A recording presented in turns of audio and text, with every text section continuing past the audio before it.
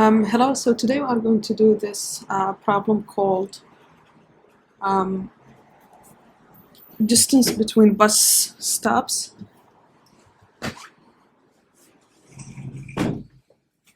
It's marked as easy, but it has some interesting solutions. So let's take a look. So the problem says that we have a bus that has n stops that are numbered from 0 to n-1. So for example, here with n equal to 4, it's numbered from 0 to 3, 4 minus 1, and they form a circle. So it goes from 0 all the way back to the starting point. And we get an array in the input. We get an array called distance that contains the distance from each pair. So in position 0, we have the distance between 0 and 1. In position 1, we have the distance between 1 and 2. So it's kind of the distance at position I. The value at position I is the distance between I and I plus 1, right? And so plus 1, of course, modulo n. This is because for the distance between 3 and 0, right, it's at position 0, 1, 2, 3, 4. It's at 0, 1, 2, 3. It's at position 3, right? And that's why we have I plus 1 modulo n here. And the bus can go in either direction. So it can go from 0 to 1, 1 to 2, 2 to 3, 3 to 4, or it can go clockwise. So it can do, let's say, 1 to 0, 0 to 3, 3 to 2, and then 2 to 1, right? So it can go in either direction. And the goal of the problem here is to return the shortest distance between start and destination. And start and destination are input that we get in the problem statement, right? So let's take a look at some examples here. So for between 0 and 1 here, we can either go directly, and that cost with there would be 1, or this would be clockwise, or we can go counterclockwise. We can go from 1 all the way back to 0, right? So this would be 2 plus 3 plus 4, which would give us 5 plus 4, which is 9, right? So the minimum is 1 because we want the shortest distance, right? For the second example, start is 0, destination is 2. We can either do from 0 to 1, 1 to 2, and that would be 3, or we could do counterclockwise, and that would be from 2 to 3 to 0, and that would be 7. So we choose the shortest one, which is from 0 to 1 and then to 2. So the output is the sum, so 3. Yeah, I think that's good enough to get an idea of it. So let's see how we can solve it. Okay, so let's see how we can solve this problem. So one way to visualize the solution here is that if we just put these in a kind of linear format here, so we have 0, 0, right, to 1. This is the first example. To 3, and then to 2, and then to 3. So we can, here what we have, this is start, and this is the destination, right? So we can either go clockwise, this direction. The value here is, let's add the values. So the value here is 1. And then the value here is 2, and then here we have 3, and then back from 3 to 0. We didn't draw that, so this is 4. Okay, so we can either go clockwise, or we can do something. We can go counterclockwise, which means we can go from 1 to 2 to 3 all the way to 4. So from start, we can go from 0 counterclockwise. Okay, let me just do it again. So we can go from 0 to 3, and then from 3 to 2, 2 to 1. So our goal here is to go from start to destination. And so if we do counterclockwise, then our value here would be 4 plus, let's actually do it here. So this would be clockwise, the sum is just 1, and then counterclockwise it's 4 plus 3 plus 2 plus 1, right? So we can actually just code this exact, our thought process here, right? For the clockwise solution, we just start from I equal to start, and then keep incrementing I until we reach destination, and then we can stop there. One thing to know though is, what if start was bigger than destination, right? The problem statement doesn't guarantee it. Like, what if start was 3 and then destination was 1? So what would happen here is that, so we'd have 0 here, and then we'd need to go back here. So in that case, what would be the clockwise? It will be clockwise, it will go here, here, here. Sorry, stops at destination, right? And so in this case, what we want to do is, just because this is in terms of like positions, this is 0, this is 1, this is 2, this is 3. To go from 3 to 0, we just need 3 plus 1 modulo the modulo n, right? So for this to work for all use cases, we will need to increment and do modulo n for I. And that's pretty much it. So this is for the clockwise. So for clockwise calculation, all we need to do is basically from while I is less than destination, so we need to start at we start with I equal to start, and then while it's less than destination, we will have our clockwise sum is just plus the value at that distance, right? Because what we said is that each time here for this distance, this is just distance at this position. Distance I is just the distance between I and I plus 1. That's what the problem statement says. So this is for, and then we increment I to go to the next step. But we increment it with modulo n to handle cases like this where it's bigger. So that's for calculating clockwise. Now we need to calculate counterclockwise just in case that one is smaller. Let's say, for example, if this value here was 9, then we would want to pick the counterclockwise solution, the counterclockwise path, because that would be, sorry, if this was like 19, we'd want to take 4 plus 3 plus 2 because that's smaller, right?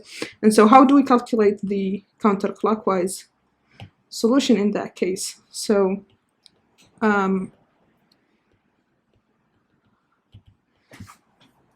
well, what we did here is just we started from start and then went backwards. You can see this is actually the same as starting from destination and then increasing until we get to start. So we can do the same thing there. So for our counterclockwise solution, then we can just do, so we need the value to store our sum, right? And then we need to start our I at destination and then just keep increasing until we get to start. And that will give us the exact same values as the counterclockwise. And so that would be destination here. And then when do we need to stop? Here we stop it when we reach the destination. Here we want to stop when we reach start.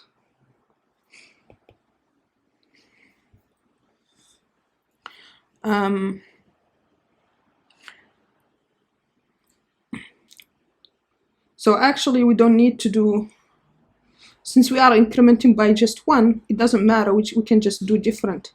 And so here we can just do different as well.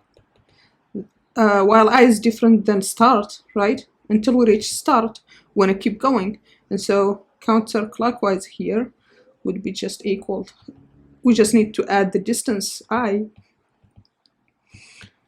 And then after that, we need to increment in the same way, right?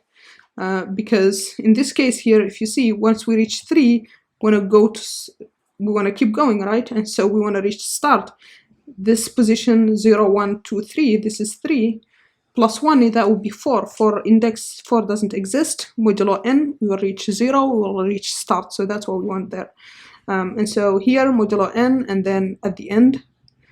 So now we have clockwise, counterclockwise, both ways. And so we can just return at the end the min of these two.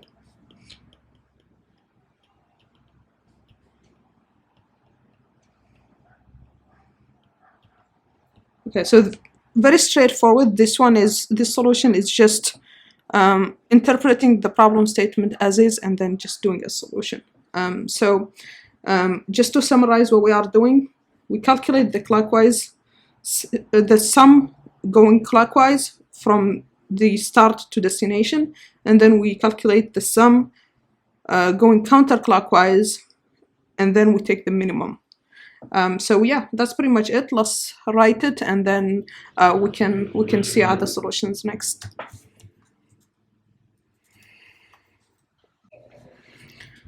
Okay, so what I have here is just the solution we just saw. So we have clockwise distance, and then we have our counterclockwise distance as well, each initialized to 0. And then we start for calculating clockwise distance. We start from start, and then we stop when we reach destination, and then we keep adding distance I, and we increment with modulo n.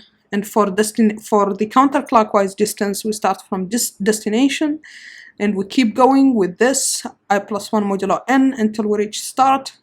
Keep adding distance, and then at the end, once we have both, we just take the minimum. So pretty simple. In terms of time complexity here, for both, we stop once we go from start, we stop once we reach destination, or we go from destination, we stop once we reach start. So for both are at most the length of distance. So both are O(n),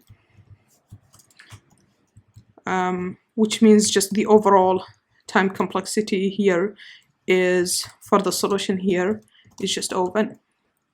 And then in terms of space complexity, we are just using variables here, so this is O(n) space. Okay, we can actually simplify this solution a little bit. So let's see how we can do that. Okay, so we can actually simplify this a little bit here.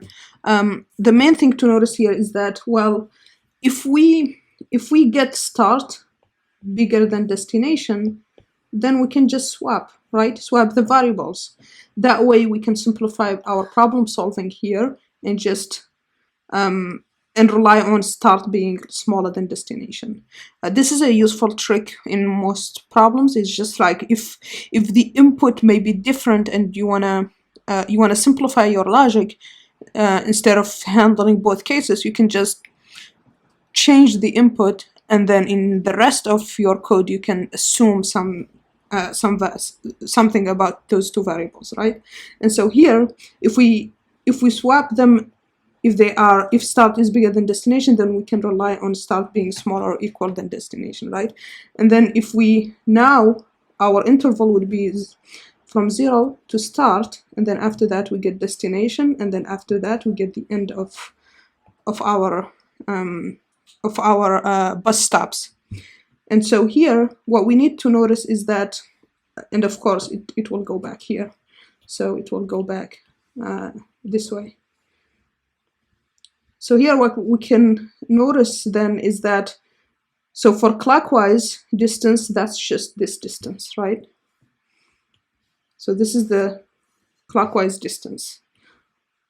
The counterclockwise distance is actually just everything else. So it's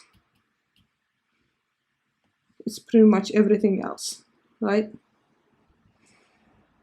In distance, okay? And so what this would mean is that if we get the total sum of the distance, so if we get total sum of distance,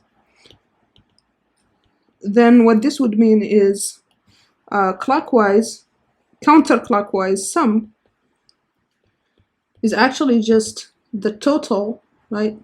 So it's just total minus the clockwise sum, because this is the total sum of the distance is everything, because distance has from the last position to 0, right? And clockwise is just from start to destination. And so, but since counterclockwise is just the reverse from destination until you get to start from the other way, then it's just the total sum minus clockwise. So this is clockwise sum, and then this is counterclockwise. And so what this would mean is that we can actually not, instead of doing 2 loops and calculating the counterclockwise, we can just calculate the total distance, and then the counterclockwise, and then the clockwise distance, and then we can just min this with this, right? And so let's do that solution here.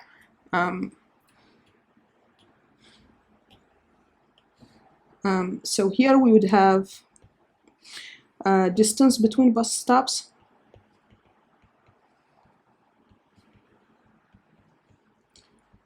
and we would have distance and then start and then destination. So here, if start is bigger, then we can just swap, and that would simplify our solution here, just so that we can guarantee we have this setup here. So if it's smaller, if it's bigger, then just swap. And in Python, we can just swap this way.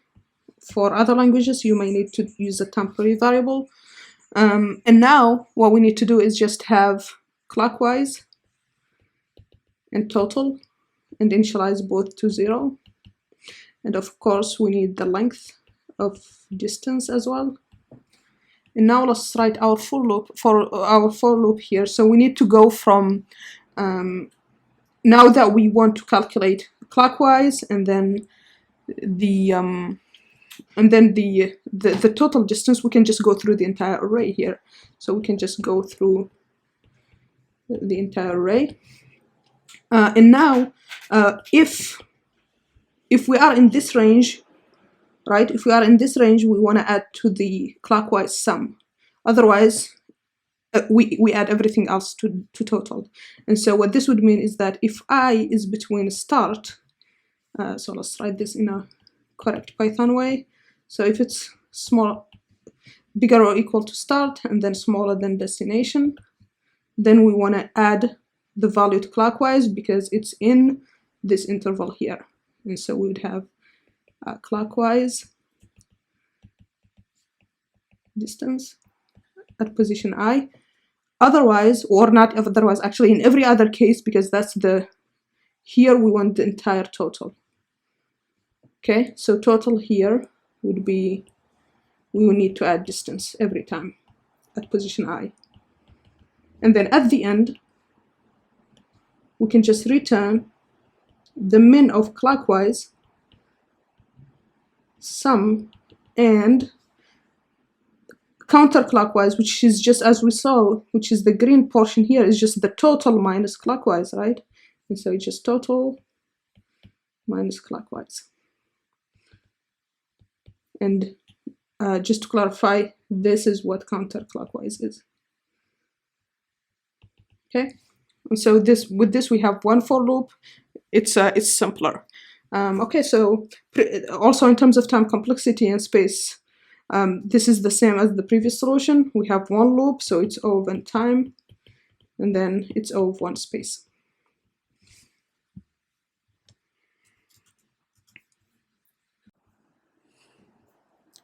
Okay, so let's just put here our solution that we just did. So just to clarify, this is actually clockwise, and then we have total, and we just take the min of clockwise and counterclockwise solution. Let's just make sure that this passes all our test cases. And it does. Cool. Same time and space complexity. One thing we can do actually as well is that if it's not in this range, then it's in the range of the clockwise solution. the counterclockwise solution. So we can, instead of calculating the total and then taking the total and subtracting, we can just actually just calculate the counterclockwise, and that would be in the else. So if it's not in the range for the clockwise, then it's in the range of counterclockwise solution. And so this is just another way of doing it. And here, now we can just do this. And now if we submit this, it should pass. Okay, so it does. One other last thing here we can do, just to show you that we can even make it nicer, is that, well, we are going to do a similar thing to here, but instead of doing swapping, we want start to be, let's call it S. We want start to be the smaller one, so it's the smallest of the two, and then we want destination to be the bigger of the two, right? So that's similar to that. And now, remember we said that for clockwise, it's just like the range from start to destination. And then counterclockwise is just the range from D to S, right? And so we can actually just do exactly that. So clockwise, that's just the sum for this range. So that would be just the sum for distance. And in Python, we can just do that with this notation here, from the start to the destination. And for counterclockwise, that's also doable. We can just take D to S. It means everything before S, right? So this means before S, right? And after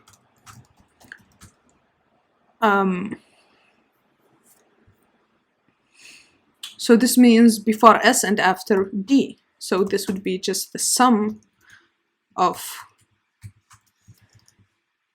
before S and then plus the sum distance for after D, right? And now we can just take the min of these two.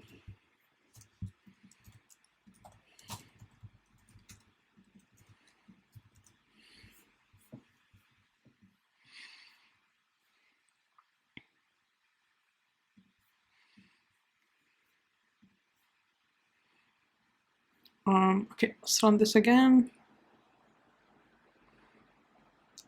And let's submit.